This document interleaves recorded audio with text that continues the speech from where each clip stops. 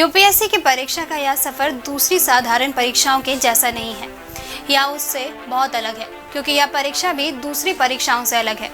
किसी स्टूडेंट को इस परीक्षा में जल्दी मंजिल मिल जाती है तो किसी को कुछ अधिक समय लग जाता है। जिन्हें इस परीक्षा में सफलता पाने में समय लगता है, उनके साथ एक संघर्ष भी जुड़ जाता है कि वे अन्य स्टूडेंट की तरह कड़ी मेहनत तो करते ही हैं, पर इसके साथ ही हर साल मिल रही असफलताओं के बीच अपने मोटिवेशन को बरकरार रखने के लिए अतिरिक्त प्रयास भी करते हैं। इस लंबे सफ़र के दौरान इतना धैर्य रखना किसी के लिए भी आसान नहीं होता, उसमें भी खास तौर पर लड़कियों के लिए, जिन पर अन्य दबावों के अलावा कई तरह के सामाजिक दबाव भी होते हैं। आज की सक्सेस स्टोरी में हम एक ऐसी ही कैंडिडेट की चर्चा आपसे कर रहे हैं जिसका नाम है रुचि बिंदल। रुचि बिंदल को यूपीएससी परीक्षा को पास करने में 5 साल का लंबे समय लग गया, लेकिन उन्होंने इस सफ़र के दौरान कभी भी पीछे मुड़कर नहीं देखा। जाहिर सी बात है कि उनके इस सफ़र के दौरान उनके सामने कई बार उन्हें विपरीत परिस्थितियों का सामना भी करना पड़ा, लेकिन वे कहीं पर भी नहीं रुकी और तैयारी करने में लगी रही और आखिरकार उन्हें उनकी कड़ी मेहनत का उचित फल भी मिला। और साल 2019 में रुचि बिंदल ने न सिर्फ यूपीएससी की परीक्षा पास की, बल्कि यूपीएससी परीक्षा में टॉप भी किया और सीधा आईएएस अफसर की रैंक के लिए चयनित हुई। आज की सक्सेस स्टोरी में जानते हैं रुचि बिंदल से उसकी तैयारी के टिप्स। नमस्कार, स्वागत है आपका प्रभात एग्जाम के हमारे यूट्यूब चैनल पर। यहाँ आपको मिलेंगी सभी कॉम्पिटिटिव एग्जाम से जुड़ी महत्वपूर्ण जानकारियाँ, साथ ही डेली करंट अफेयर से रिलेटेड वीडियोस भी।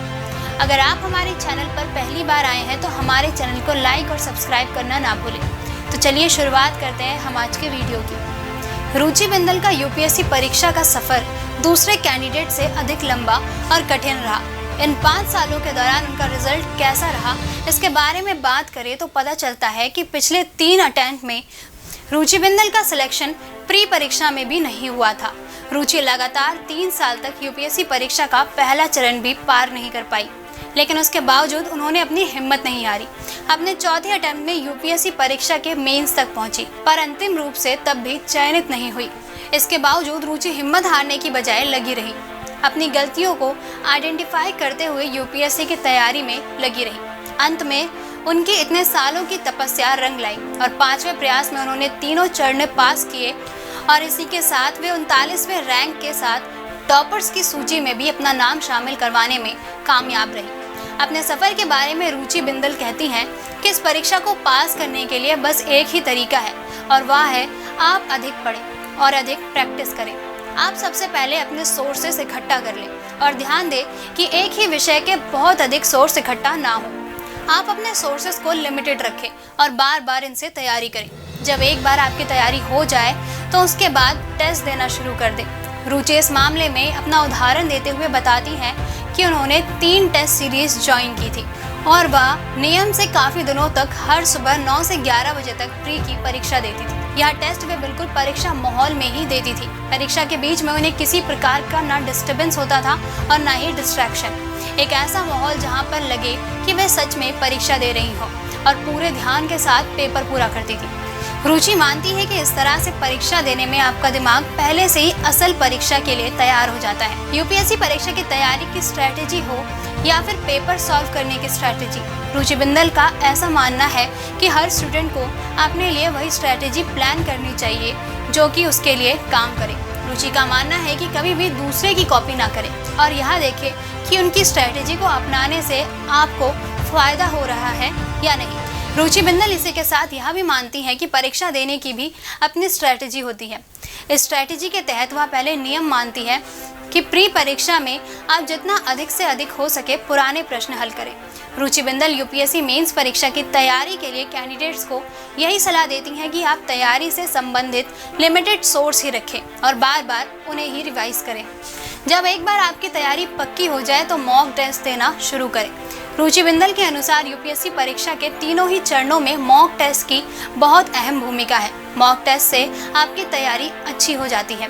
इसके साथ ही वे मेंस के लिए आंसर राइटिंग पर जितना अधिक हो सके उतना फोकस करने की बात कहती है। रुचि बिंदल मानती है कि आप जितना अधिक से अधिक लिखने का अभ्यास कर लेंगे उतने ही अधिक अंक आने की संभावना रहती है। रुचि बिंदल मेंस के प्रत्येक प्रश्न को बहुत गंभीरता पूर्वक लेने की बात कहती हैं, फिर चाहे वो एथिक का पेपर हो या निबंध। उन्होंने इस पेपर्स की भी बहुत अधिक प्रैक्टिस की। रुचि तैयारी के दौरान हमेशा अपने पास सिलेबस जरूर रखती थी और बताती है कि सिलेबस में दी हुई हर चीज़ उन्हें उनकी तैयारी के दौरान कवर की थी। अंत में रुचि बिंदल यह कहती हैं कि आप अपने हिसाब से अपने लिए योजना बनाकर तैयारी करें।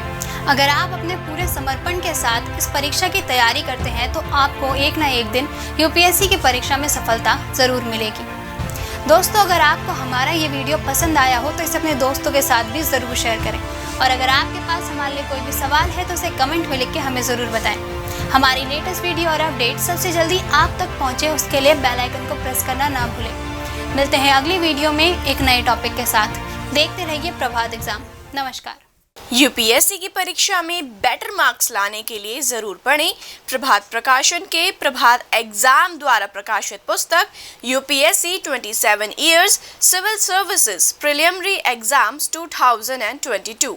आईएएस और डॉक्टर मनीष रंजन द्वारा इस लिखित पुस्तक में है आपको मिलेंगे 1995 से 2021 के जनरल स्टडीज और सीसेट के टॉपिक वाइज सॉल्व्ड पेपर्स और साथ ही पिछले 30 वर्षों के एसेज टॉपिक।